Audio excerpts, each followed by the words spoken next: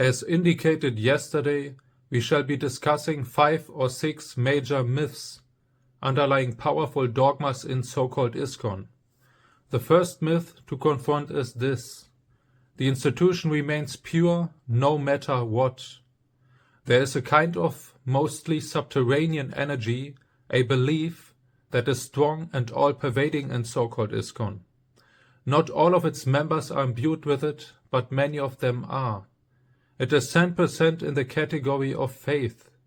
The cult's followers who fanatically believe it will stick with so-called iskcon no matter what institutional scandal or deviation comes down the pike. They think it's all a test.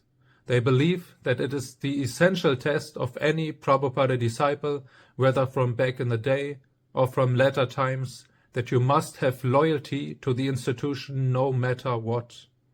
I intentionally chose not to entitle it Loyalty to iskcon, because iskcon has been murdered by the deviant so-called iskcon creeper for decades running.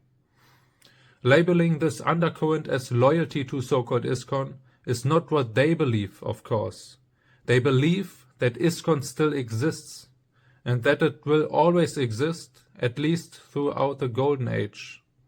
The emotional energy permeating this dogma is the belief that iskcon was endowed with equality and power, allowing it to be compared directly to the Ganges.